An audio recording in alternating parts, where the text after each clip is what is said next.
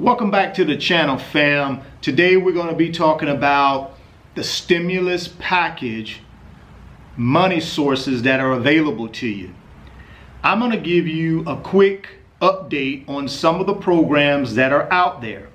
Now, I recommend that you take some time and do your own research, because what I'm going to talk about today does not include all of the programs and things that are out there as it relates to the $2.2 trillion stimulus package. So please do your research and keep yourself abreast of what's going on. What I can tell you is things are changing every day. So information that you may have read yesterday may have been tweaked somewhat and read different today. So keep yourself updated on what's going on by doing your own independent research. I will make sure that I'm bringing content to you guys every day with updates from my research. But I would also, again, you do your own research to make sure you're up on what's going on and you know what the qualifications are for you to participate in some of these programs. Having said that, let's dive into some of the updates I want to share with you today in this video. The first one is around the $1,200 stimulus check that folks should start receiving here by April 6th. Now, one of the things that they were requiring for people who were receiving Social Security and people who were receiving disability, they were going to be requiring them to do what they call a simple tax return. Now, the only reason they were going to require certain folks to do simple tax returns is because everybody is not required to fill out a normal tax return on an annual basis. If your income level doesn't meet a certain threshold, you really don't have to file a tax return. And that's where some of these folks who were receiving Social Security retirement checks and Social Security disability checks, they fell in that category. What has changed is they're not going to require them to do a simple tax return anymore. What they're going to basically do is they're going to go to the Social Security Administration and check the records there. And if those people qualify, which they will, then they're going to just automatically send them out their $1,200 check. And I think that's the right thing to do. Think about it. Most of these people receiving Social Security retirement and Social Security disability who do not have to file tax returns are folks who have limited resources. And I would hate for someone who really needs that $1,200 check not to get it because they didn't read something or didn't know they needed to do this simple tax return. So I think that's a good move on the part of our government. The next one I want to touch on is unemployment benefits. Now, each state has their own unemployment benefits program, but the federal government has stepped in and added some additional compensation to those individual states' unemployment benefits programs. One thing that has changed is now self-employed and independent contractors can participate in unemployment benefits.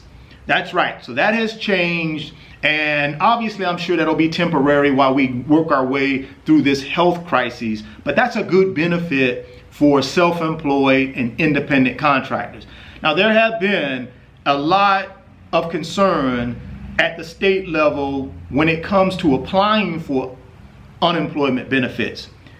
You got to understand, you go from 285,000 unemployment benefit cases throughout the United States to almost 4 million overnight.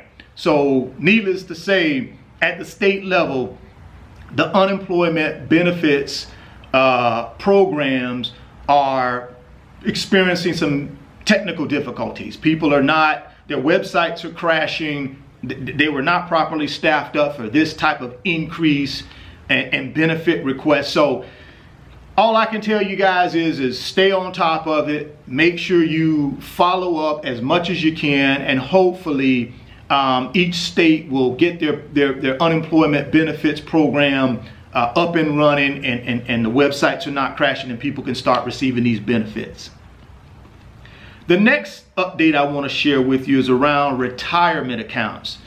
Another change has been made through the stimulus package, whereby people can now take up to $100,000 out of their retirement accounts without having an additional 10% penalty.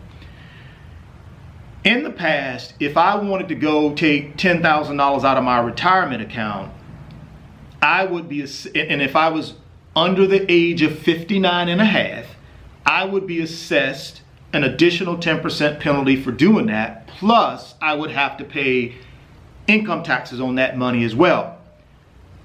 Because we're in this health crisis and people are losing their jobs, people are losing their businesses, family members are being affected by this health crisis. Our government has said, okay, we're going to eliminate the 10% early withdrawal penalty on your retirement accounts because of this. So as long as you're taking that money out up to $100,000 and it's going to be used for these health crises issues that we're facing, you won't have to pay the 10% early withdrawal penalty if you're under 59 and a half. Now for now, that's only for 2020. If this thing carries over into 2021, I'm sure they will extend it. But for now, it's only for 2020 and it's up to $100,000. And you have to use that money, like I said, for these health related issues that we're all facing. The next thing I want to update you on are the forgiveness loans. And when I say the forgiveness loans, I'm talking about the economic disaster loan program, and I'm talking about the Paycheck Protection Program. So briefly, let me touch on the EDL. That's short for Economic Disaster Loan Program. That's the program where you can get up to $10,000 loan advance and it's forgivable. Now, I did a video on April 1st, 2020, and I'm going to link that video in the description box below, where I did talk about the EDL program. You can go back and take a look at that video if you'd like, if you don't know about it, and it'll walk you kind of through what you need to do in order to do that. But basically, it's for small businesses, sole proprietors, and independent contractors. It's basically a program where you can get up to $10,000 by going in and filling out a quick 10-minute online application, and within 3 to 4 days of being approved, they will ACH direct deposit that money into your account. Now again, you have to qualify and be approved. It is an application process, but it's free money in my opinion. It's a grant and it's forgivable. You won't have to pay the loan back.